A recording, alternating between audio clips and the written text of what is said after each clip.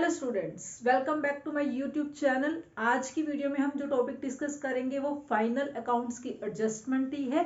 जो एडजस्टमेंट आज डिस्कस करने वाले that is goods distributed as free samples. अगर हम कुछ गुड्स को डिस्ट्रीब्यूट करने हैं फ्री सैंपल्स की फॉर्म में, तो वो क्योंकि गुड्स आपके स्टॉक में से ही जाएंगी, आपने जो पहले परचेज किया उसी परचेज के बिहाफ पर आप अपना स्टॉक क्रिएट करते हैं, तो आप उनमें से कुछ गुड्स आपने डिस्ट्रीब्यूट कर दिए एज ए फ्री सैंपल्स। आपने उसके अगेंस्ट कुछ चार्ज नहीं किया, अदरवाइज वो सेल काउंट होंगे। बट क्योंकि मैं यहाँ पर उसको फ्री डिस्ट्रीब्यूट कर रही हूँ, तो फर्स्ट इम्पैक्ट तो आपका कहाँ जाएगा कि जो आपकी परचेजेस हैं वो रिड्यूस हो जाएंगी। क्योंकि मैंने आपको पहले भी बताया है कि जहां पर भी आप गुड्स को कहीं ना कहीं यूज कर रहे हैं, तो फर्स्ट इम्पैक्ट परचेजेस पर होगा कि जो परचेज की वैल्यू थी उसमें से कुछ डिक्रीज हो जाएगा।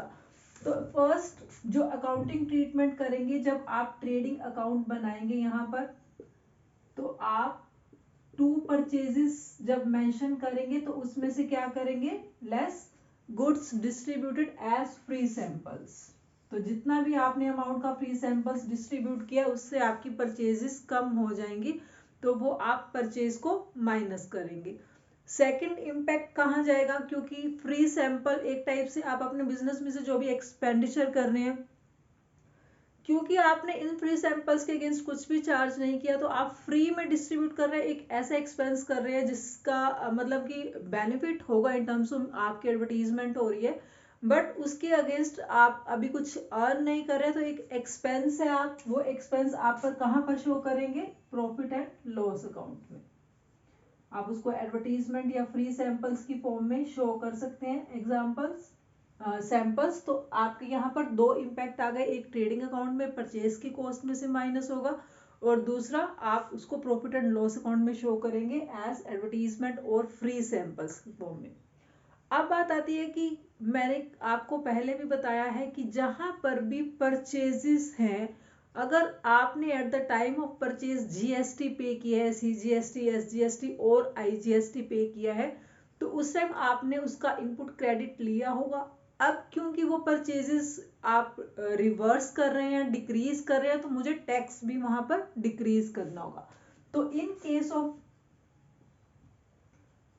जीएसटी आप जब एंट्री करेंगे परचेज को रिवर्स करने की, तो आप यहां पर करेंगे एडवर्टीजमेंट